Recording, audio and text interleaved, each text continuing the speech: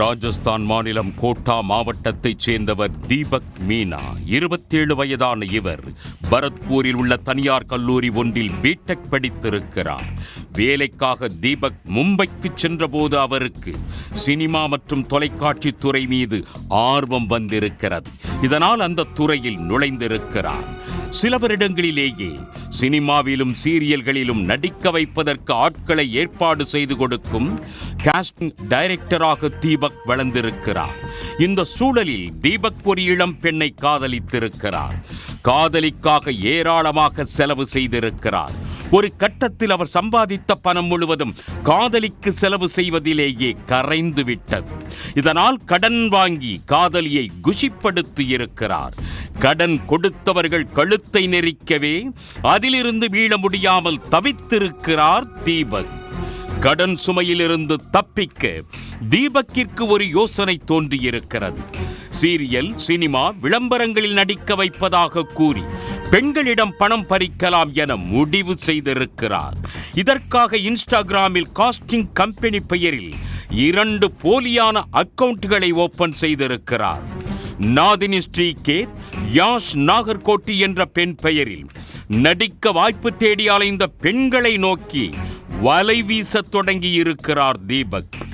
பெண் போல தன்னை அறிமுகப்படுத்திக் கொள்ளும் தீபக் நடிக்க ஏராளமான வாய்ப்பிருப்பதாகவும் நடிக்க வைப்பதாகவும் கூறி 10,000 ரூபாய் முதல் 15,000 ரூபாய் வரை கட்டணம் வசூலித்திருக்கிறார்.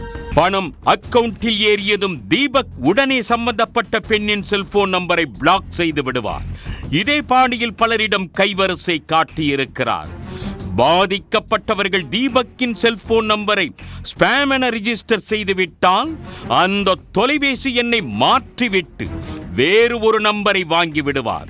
சிம் கார்டுகள் வாங்குவதற்காக போலா என்பவருக்கு ஆயிரக்கணக்கில் பணம் கொடுத்திருக்கிறார் தீபக்.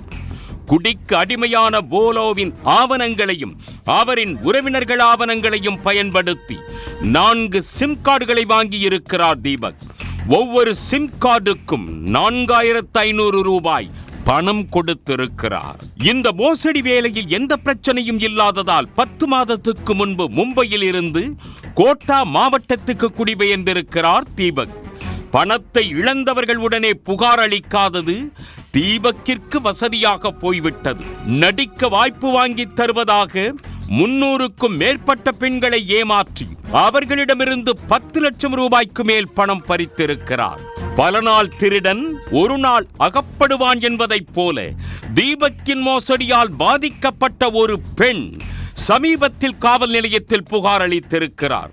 அந்த புகாரின் பேரில் போலீசார் வழக்கு பதிந்து விசாரித்த போது அவரின் தில்லாலங்கடி வேலைகள் அனைத்தும் அம்பலமாகி இருக்கிறது. தீபக்கையும் அவருக்கு சிம் கார்டு வாங்கி கொடுத்த போலோவையும் கைது செய்த போலீசார் தொடர் விசாரணை நடத்தி வருகின்றனர்.